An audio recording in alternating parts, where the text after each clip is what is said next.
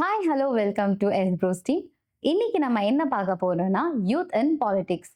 அப்படின்னா யங்ஸ்டர்ஸின் பார்வையில் தமிழக அரசியல் எப்படி உள்ளது, இதை பத்தி பேச இன்னைக்கு நம்ம ஸ்பெஷல் கெஸ்ட் யாருன்னு பார்த்தீங்கன்னா CA Sathish R, practising chartered accountant, Coimbatore. Chartered accountant Kovai கிளையில் முன்னாள் தலைவர். சார் வணக்கம் சார். வணக்கம்மா. Hi sir. இப்போ நம்ம யங்ஸ்டர்ஸ் கிட்ட இருந்து எடுத்த சர்வேல அவங்க செட் ஆஃப் கொஷின்ஸ் கேட்டிருக்காங்க. அந்த கொஷின்ஸ் எடுத்து ஒரு டிஸ்கஷன்ஸ் வச்சுக்கலாமா சார்? தாராளமாம்மா. முதல் கேள்வி சார், யங்ஸ்டர்ஸ் பாலிடிக்ஸ்ல இருக்கிறது நீங்க எப்படி பாக்குறீங்க சார்? இப்போ உங்களுடைய கேள்வியில் இளைஞர்கள் அரசியலுக்கு வர்றது எப்படி பார்க்குறீங்கன்னு சொன்னீங்க. ரொம்ப பெருமையாக இருக்குது. இளைஞர்கள் அரசியலை தெரிஞ்சுக்கிறது மாத்திரம் இல்லாமல் பங்கெடுத்துக்கிறது வராங்கங்கிறது ரொம்ப பெருமையாக இருக்குது. முன்னெல்லாம் ஓட்டு போடுறதுக்கு மட்டும்தான் இளைஞர்கள்னு இருந்தாங்க. இப்போ சட்டமன்ற உறுப்பினர்கள் எல்லாருமே மிகப்பெரிய லெவலில் எல்லாருமே இளைஞர்கள் 40 வயசுக்கு உட்பட்டவங்க தான் எல்லாருமே இருக்கிறாங்க. ஸோ இது ஒரு பெரிய மாற்றமாக நான் பார்க்குறேன். இது தமிழக மக்களாலும் பெரிய மாற்றமாக பார்க்கப்படுகிறது. இதில் எல்லாருமே ஒரு இளைஞனுக்கு ஒரு ஆப்பர்ச்சுனிட்டி வேணும் தான் போய் பார்ப்பாங்க. அந்த ஆப்பர்ச்சுனிட்டி ஏதோ ஒரு துறையில் வேலைக்கு போகணும்னு வச்சுக்கோங்களேன், முன்னாடி எங்கே அனுபவம் இருக்குன்னு தான் கேட்பாங்க. ஸோ அந்த அனுபவம் கிடைக்கிற வரைக்கும் அவங்களுக்கு அந்த வாய்ப்பே கிடைக்காம போயிடும். அனுபவம் இல்லை அப்படின்னு சொல்லி எல்லோரும் பேசுகிறாங்க. அனுபவம் அவங்கவுங்க போக போக தான் கற்றுக்க முடியுமா? அதனால் நம்ம ஒரு கால அவகாசம் கேட்டிருக்கிறாரு. கால அவகாசம் எடுத்தாருன்னா நல்ல ஆட்சி கொடுக்க முடியும்னு நம்பிக்கை எல்லாத்துக்குமே இருக்குது. அதே மாதிரி புதிய ஆட்சி பொறுப்பேற்றுள்ள தமிழக வெற்றி கழகத்தின் தலைவர் முதலமைச்சர் விஜய் அவர்களுக்கு எங்கள் வாழ்த்துக்களையும் சொல்லிக்கலாம். சார், நம்ம தமிழக முதலமைச்சர் வெள்ளை அறிக்கை விடுறேன்னு சொல்லியிருந்தாங்க. அப்படின்னா என்னங்க சார்? வெள்ளை அறிக்கைனாமா, இப்போ தமிழக முதலமைச்சர் அவருடைய ஸ்பீச்சில் வெள்ளை அறிக்கை விடுறேன்னு சொல்லியிருந்தார். 2021 தமிழக அரசு ஒரு வெள்ளை அறிக்கையை வெளியிட்டிருக்கிறாங்க. பதவி ஏற்றதுக்கு அப்புறமா ஜூன் 2021 அந்த வெள்ளை அறிக்கை வந்திருக்குது. அதில் என்னென்னலாம் இருக்கும் அப்படின்னம்னா, நம்ம தமிழக அரசால் இயங்கப்படக்கூடிய பல துறைகளை சார்ந்த வரவு செலவு, அது மட்டும் இல்லாமல் அதில் எவ்வளோ கடன் வாங்கியிருக்கிறோம், எந்தெந்த ஆண்டுகளில் எவ்வளோ கடன் வாங்கப்பட்டது, அது ஒவ்வொரு ஆண்டுகளில் எப்படி இன்க்ரீஸ் ஆகிட்டே போயிட்டு இருந்துச்சு அப்படிங்கிற எல்லா டீட்டெயிலுமே ஒரு ரூட் மேப்பாக இருக்கும். அதாவது யார் சாமானிய மக்களாக இருந்தாலும் சரி, அல்ல சட்டமன்ற உறுப்பினர்கள் யாராக இருந்தாலும் சரி, அதை அவங்க பார்த்து தெரிஞ்சுக்கிட்டு தான் இனி வர 5 ஆண்டு காலத்தை எப்படி நடத்தணுங்கிறது அவங்களுக்கு ஒரு பிளான் போடுறதுக்கு அது ஒரு வசதியாக இருக்கும். ஸோ அதுதான் வெள்ளை அறிக்கை விடுறதா அவரும் தகவல் கொடுத்துருக்கிறாரு. சார், இப்போ கூட்டணி ஆட்சி இருக்கு இல்லைங்களா, அது நீங்க சாதகமா பாக்குறீங்களா இல்ல பாதகமா பாக்குறீங்களா சார்? கூட்டணி கட்சி சாதகமா பாதகமானா நம்ம பாதகத்தை பார்க்க வேண்டாம். அதில் என்ன சாதகம் இருக்குன்னு மாத்திரம் நம்ம பார்க்கலாமா?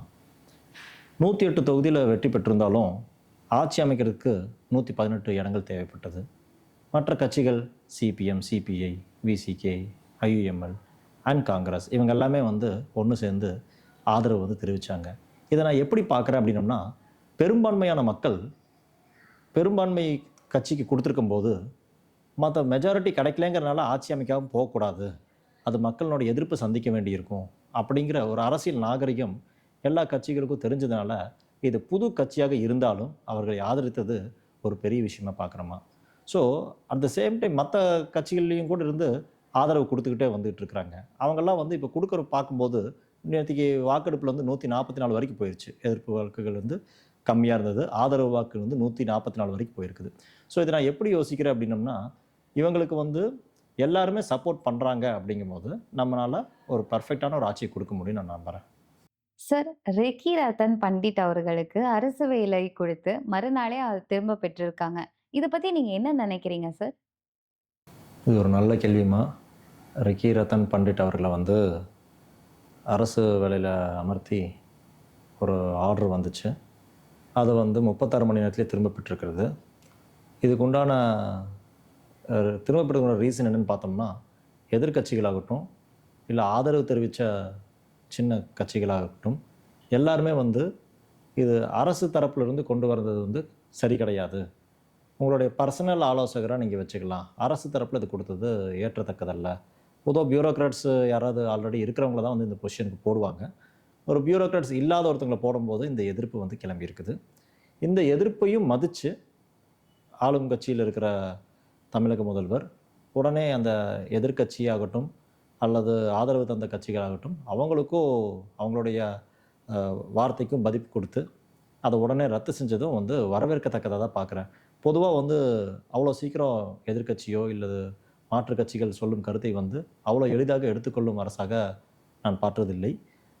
இது ஒரு நல்ல ஹெல்த்தி பாலிடிக்ஸாக தான் நான் பார்க்குறேன். ஏன்னா சொன்ன உடனே செய்கிறதுங்கிறது வந்து அது பெரிய விஷயம்.